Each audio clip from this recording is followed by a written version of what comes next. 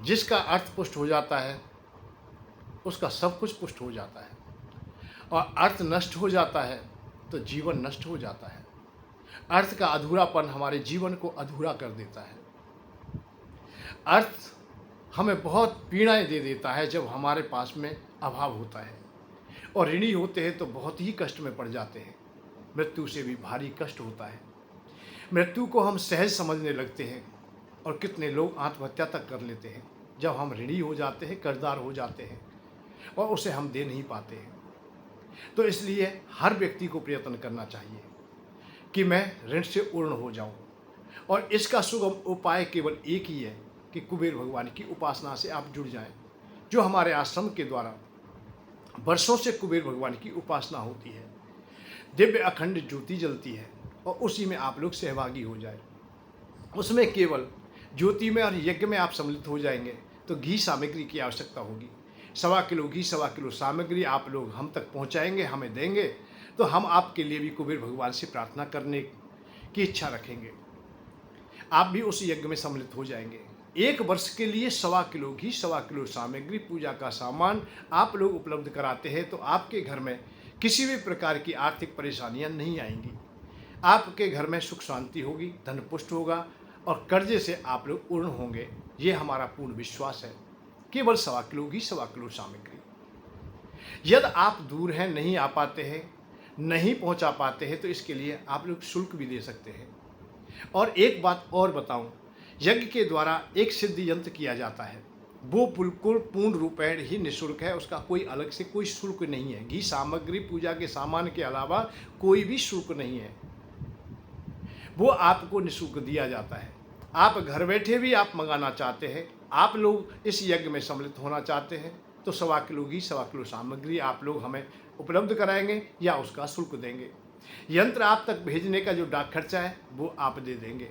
बस इतना आप काम कीजिए, आप सुखी हो जाओगे। अर्थ के बगैर कोई जीवन जीवन नहीं है। हमने बहुत राजा महाराजाओं के जीवन को भी टटोल के देखा है। महाराज राजा हरिश्चंद्र का भी हमने जीवन देखा है। अर्थ के कारण, अर्थ के अभाव में बहुत दुविधा में पड़ जाते हैं, बहुत संकट में पड़ जाते हैं। पत्नी बच्चों को भी बेच देते हैं, अतः रोहित को बेच देते हैं, तारा को बेच देते हैं, स्वयं भी बिक जाते हैं।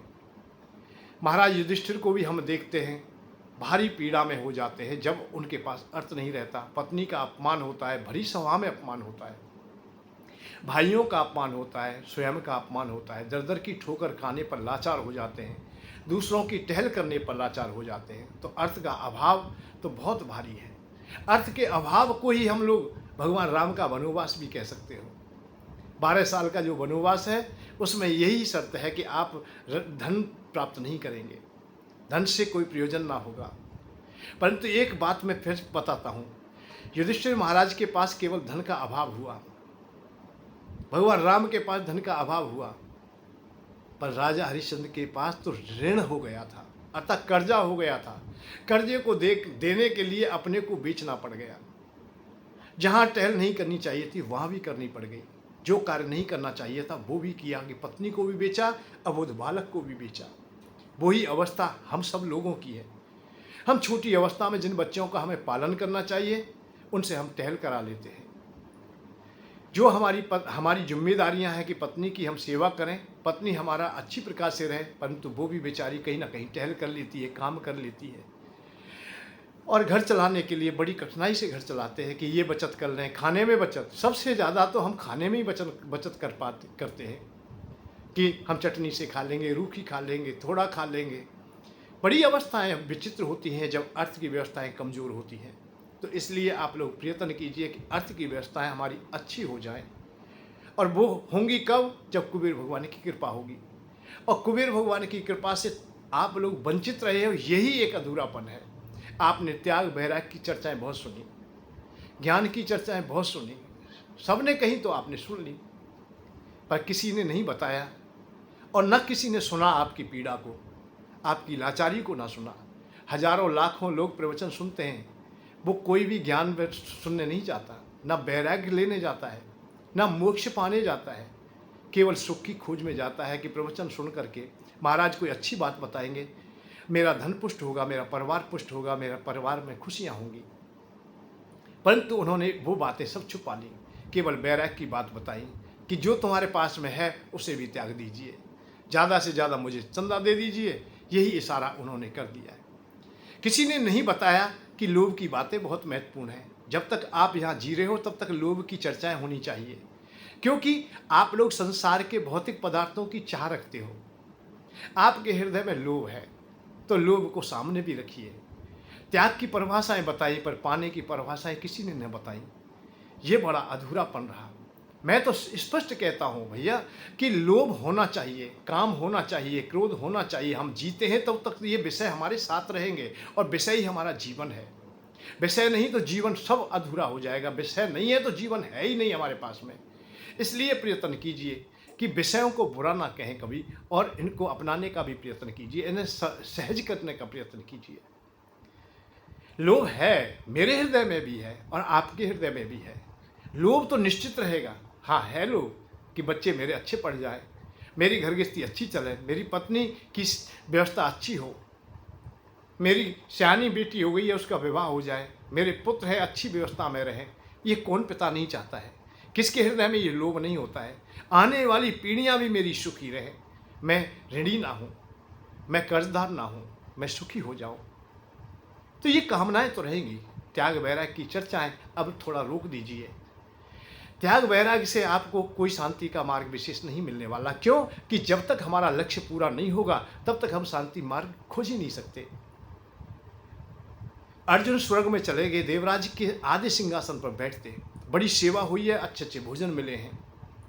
यहाँ तक अवस्था आती है कि उनको भोगने के लिए उर्वशी जैसी अप्सरा का भी संग प्राप्त होता है, परंतु उन्होंने ठुकरा दिया। नहीं, मुझे ना तो भोज्य पदार्थ अच्छे लगते, ना मुझे कोई स्त्री का संग अच्छा लगता है, ना मैं स्वर्ग का बास अच्छा लगता है, क्योंकि भरी सभा में मेरे भाइयों का, मेरी पत्नी का, सबका अपमान हुआ है, मेरा धन छीन लिया गया है। मैं तब तक अपने कर्तव्य का पालन ना कर लूँगा, अर्थात तब तक मैं उस अवस्था को समुचित ना बना लूँगा, तब तक मैं स्वर्ग का वास नहीं हो पाना चाहूँगा।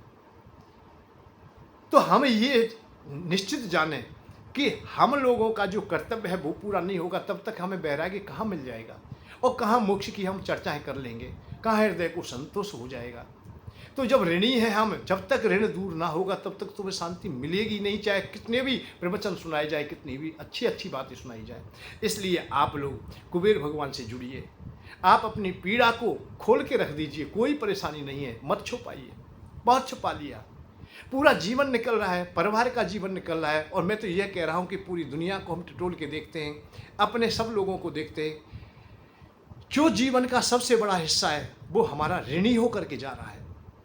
हम बचपने से लेकर जवानी बुढ़ापे तक, अंतिम पड़ाव तक हम ऋणी रहते हैं। 10 साल 15 साल की अवस्था में ही हम पैसे की पहचान को जान गए, और 20 और 25 साल में तो हमें जिम्मेदारियां प्राप्त हो गई कि हमें धन प्राप्त करना है, हमें पिता के कर्ज को निवृत्त करना है, और हम जीवन काल पूरे लगा देते हैं।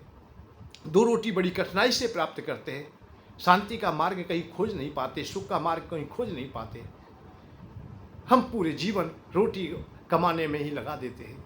तो क्यों? क्योंकि तुम्हारे पास में कुबेर भगवान की कृपा नहीं है। जो धन के देवता हैं, जो धन दे सकते हैं, उनसे आप कोसों दूर रहे। आपको उपासना करनी चाहिए। अरे कृष्ण भगवान की कर रहे हो, भगवान राम की कर रहे हो, शंकर भगवान की कर रहे हो, सबकी कर रहे हो। मैं किसी देवता की ये नहीं कह रहा हूँ कि ना करें, उपासना खूब करें, पर 2 अगरबत्ती भैया, 1 दीपक कुबेर भगवान के नाम का भी जल जाए तुम्हारे घर में तो कैसा रहे?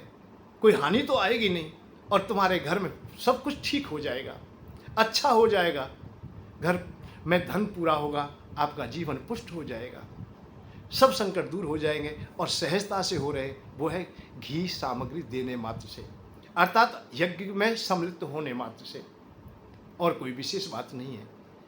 आप 1.25 किलो घी 1.25 किलो सामग्री दे दें, या नहीं दे पाते हैं तो आप उसका शुल्क दे दें।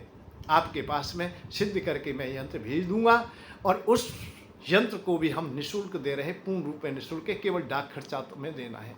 जय श्री राधे, जय श्री कृष्ण।